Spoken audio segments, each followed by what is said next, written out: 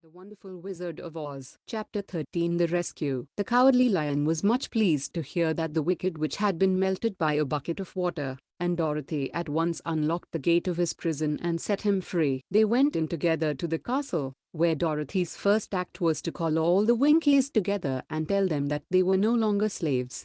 There was great rejoicing among the yellow Winkies, for they had been made to work hard during many years for the wicked witch, who had always treated them with great cruelty. They kept this day as a holiday, then and ever after, and spent the time in feasting and dancing. "If our friends, the Scarecrow and the Tin Woodman, were only with us," said the Lion, "I should be quite happy." "Don't you suppose we could rescue them?" asked the girl anxiously. "We can try," answered the Lion. So they called the yellow Winkies and asked them if they would help to rescue their friends, and the Winkies said that they would be delighted to do all in their power for Dorothy, who had set them free from bondage. So she chose a number of the Winkies who looked as if they knew the most, and they all started away. They traveled that day and part of the next until they came to the rocky plain where the Tin Woodman lay, all battered and bent. His axe was near him, but the blade was rusted and the handle broken off short. The Winkies lifted him tenderly in their arms, and carried him back to the Yellow Castle again,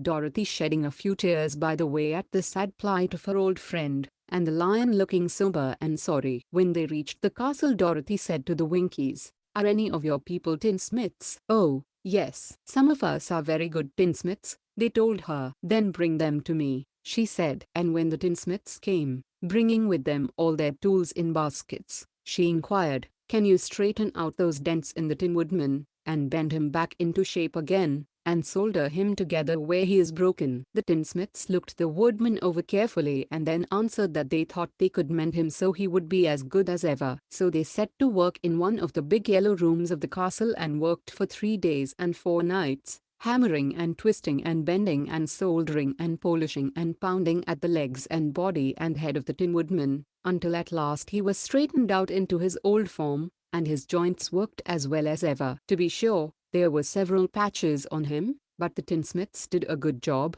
and as the woodman was not a vain man, he did not mind the patches at all. When, at last, he walked into Dorothy's room and thanked her for rescuing him, he was so pleased that he wept tears of joy, and Dorothy had to wipe every tear carefully from his face with her apron, so his joints would not be rusted. At the same time her own tears fell thick and fast at the joy of meeting her old friend again, and these tears did not need to be wiped away. As for the Lion, he wiped his eyes so often with the tip of his tail that it became quite wet, and he was obliged to go out into the courtyard and hold it in the sun till it dried. "If we only had the Scarecrow with us again," said the Tin Woodman, when Dorothy had finished telling him everything that had happened, "I should be quite happy." "We must try to find him," said the girl. So she called the Winkies to help her, and they walked all that day and part of the next until they came to the tall tree in the branches of which the winged monkeys had tossed the Scarecrow's clothes. It was a very tall tree, and the trunk was so smooth that no one could climb it, but the woodman said at once, "I'll chop it down, and then we can get the Scarecrow's clothes." Now while the tinsmiths had been at work mending, the woodman himself, another of the Winkies, who was a goldsmith, had made an axe handle of solid gold and fitted it to the woodman's axe, instead of the old broken handle. Others polished the blade until all the rust was removed and it glistened like burnished silver. As soon as he had spoken, the Tin Woodman began to chop, and in a short time the tree fell over with a crash, whereupon the Scarecrow's clothes fell out of the branches and rolled off on the ground.